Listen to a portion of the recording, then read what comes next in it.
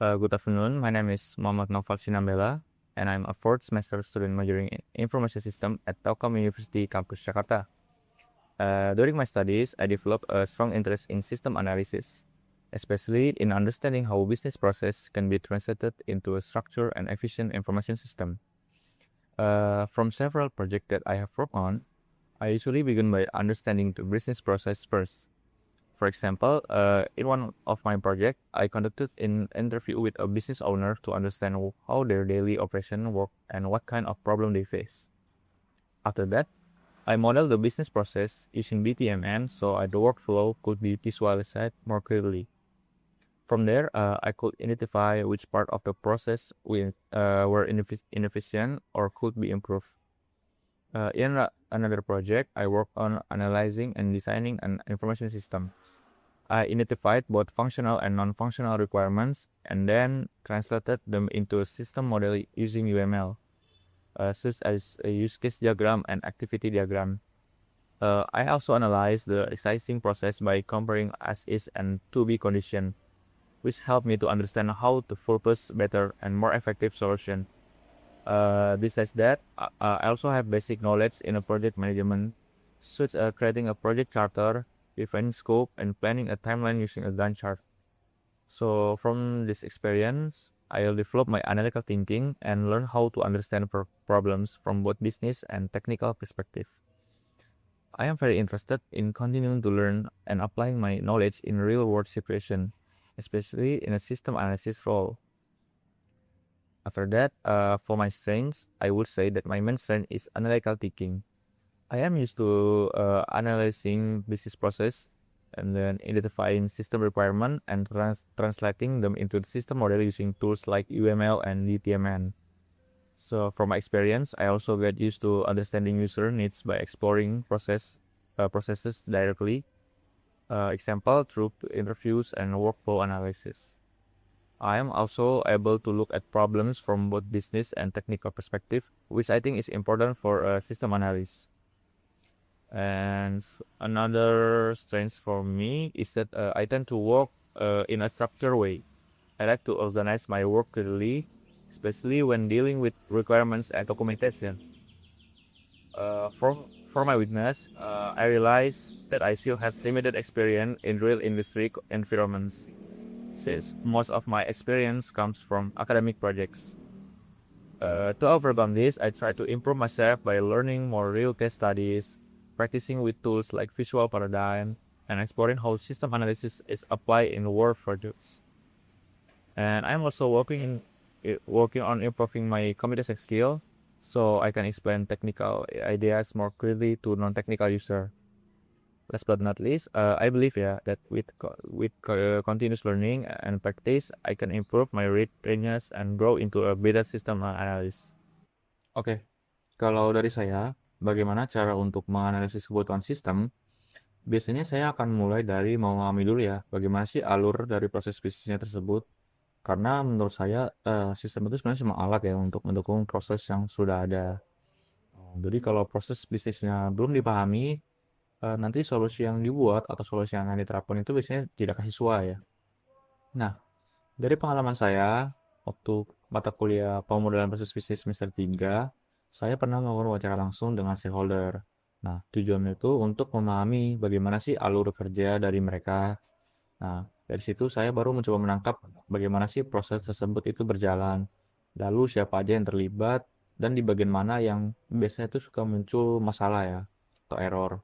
Nah, lalu setelah itu baru saya modelkan proses tersebut menggunakan BPMN supaya alurnya itu bisa terlihat dengan jelas dan tidak hanya berdasarkan pemahaman saya aja gitu. Karena dengan BPMN kita bisa melihat nih untuk urutan proses bisnisnya, lalu apa aja keputusan yang terjadi dan bagaimana interaksi antar pihak. Nah, dari situ baru mulai terlihat nih bagian mana sih yang kurang efisien atau NVA atau bagian mana yang bisa kita eliminasi untuk kita perbaiki. Nah, setelah itu baru kita lanjut ke identifikasi kebutuhan sistem. Nah, di identifikasi kebutuhan sistem ini saya membaginya menjadi dua kebutuhan ya. Ada functional requirement dan non-functional requirement. Nah, apa sih functional requirement itu. Nah, kalau functional requirement itu lebih ke fitur atau fungsi ya yang harus ada di sistem atau prosesnya. Sedangkan non-fungsional itu lebih ke seperti performa, terus keamanan, dan kemudahan pengguna. Lalu saya coba memposisikan diri saya menjadi dari sisi user ya, karena kan setiap user itu kadang punya kebutuhan yang berbeda ya. Soalnya dari admin aja dengan user biasa itu kan pasti berbeda kebutuhannya. Nah, jadi kalau kebutuhannya sudah jelas, baru saya buat ke model dengan sistem menggunakan UML. Nah, nanti baru saya buat tuh seperti use case diagramnya, lalu eh, terus saya bentukkan menggunakan untuk buat interaksi ya. Lalu saya buat juga activity diagramnya untuk melihat alur prosesnya. Jadi kalau ditanya, saya sih biasanya baru mulai itu dari memahami dulu gimana sih untuk alur proses bisnisnya. Lalu dari kebutuhan user itu apa, baru saya buat ke model dalam bentuk sistem. Terus bagaimana sih untuk kita memastikan solusi yang dibuat itu sesuai dengan kebutuhan pengguna atau user. Nah, jadi untuk memastikan solusi yang saya buat itu sesuai dengan kebutuhan user, saya biasanya akan fokus aja ke dua hal gitu. Yang pertama itu kejelasan dari kebutuhannya dan relevansi solusi. Jadi yang pertama saya akan pastikan dulu bahwa kebutuhan yang dikumpulkan itu benar-benar jelas ya. Karena kalau dari awal aja itu udah ambigu atau nggak jelas, nanti pasti hasil akhirnya juga nggak sesuai. Nah, lalu saya baru mencoba untuk memahami kebutuhan itu secara detail. Misalnya saya melihat nih dari alur kerjanya, atau saya memposisikan diri saya sebagai user yang akan menggunakan sistem tersebut.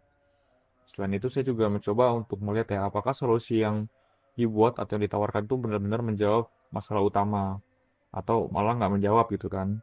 Kadang ada solusi yang secara teknis itu oke, benar, tapi sebenarnya itu nggak diperlukan ya oleh user dan jadi malah sia-sia gitu. Jadi menurut saya lebih penting kita fokus ke kebutuhan utamanya aja.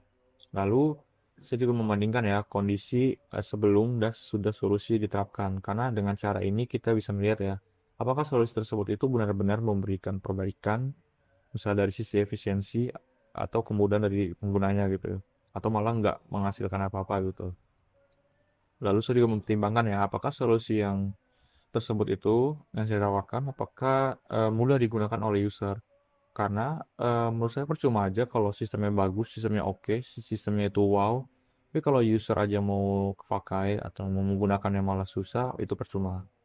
Jadi menurut saya solusi yang baik itu solusi yang sesuai dengan kebutuhan, kemudian mudah digunakan, user friendly, dan benar-benar membantu user dalam pekerjaan mereka.